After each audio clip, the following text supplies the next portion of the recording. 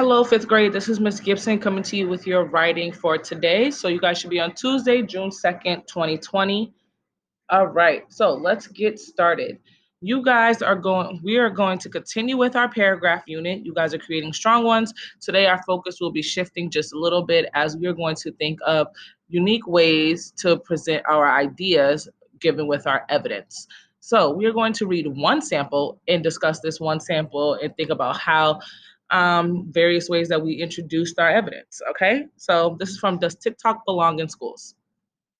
According to the article, Does TikTok Belong in Schools by Michael Johnson and Genevieve Walsh, TikTok shouldn't be allowed in school and should be kept at home. When proving this point, the article read, first of all, TikTok is addicting, so addicting, in fact, that anti-addiction measures had to be added to the app in China, where TikTok was created because kids were spending so much time on it. The article shares another negative effect of having TikTok in school by sharing that if we had TikTok at Elmwood, students could easily spend a whole class period scrolling through their hashtag For You pages instead of doing their actual work. If TikTok was allowed in schools, students could access it whenever they wanted to, including during class. The article says, what's more, countless studies have shown that excessive time on social media can be harmful, leading to anxiety. Why would we want to bring that into our school day? It's true that TikTok has a less judgmental vibe than other social media, but bullying still goes on. If TikTok was allowed in schools, it would give students more anxiety and bullies more ways to bully someone. According to the article, Does TikTok Belong in Schools by Michael Johnson and Genevieve Walsh, TikTok shouldn't be allowed in school. If TikTok was allowed in schools, students could access it whenever they wanted to, including during school. If TikTok was allowed in schools, it would give students more anxiety and bullies more ways to bully someone. Okay, so parts of this paragraph are really strong, but other parts need some work. How is this author introducing evidence in different ways? So when we think about introducing evidence, you guys should be looking at the sentence prior to when the evidence is being put. So this in three different places in this paragraph. So go ahead and point those out. Correct. So we have the first one here. When proving this point of the article read, all right, so I highlighted three different places that evidence is being shared prior to. So introducing the evidence, so it says TikTok shouldn't be allowed in school and should be kept home. When proving this point, the article read.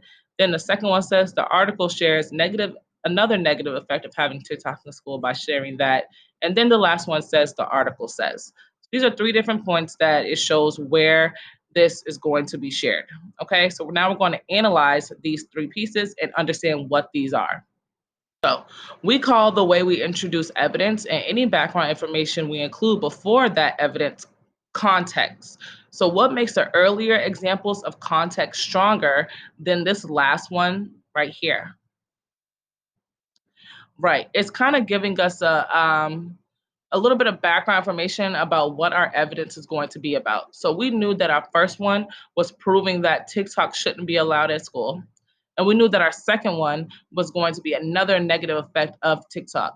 Whereas our third one didn't really say much other than the article says. So you can get pretty repetitive if you keep saying the article says, the article says, the article says. And instead of doing that, you guys should be working on adding in that context like these two pieces right here for introducing evidence. So realize the strategies that you guys can do, add in a little bit more other than the article says when you are introducing your evidence, give a little background information of what you're about to say, and then after that, put your evidence in. The secret code today is LIME. Make sure you're putting that in correctly. LIME with an M. All right, so you guys are going to get started on that paragraph. Make sure you are writing and reading everything, pulling evidence from the text for today, and making sure that you are doing what you have to do for your writing, making sure you're creating that strong paragraph. We have done a lot of pieces for writing so far. We have worked on developing that thesis, having strong evidence, staying on topic, a strong analysis. And we also today worked on having context before our evidence. So these are two great examples right here that show it. So why not give it a try on yours today? All right, have a great Tuesday.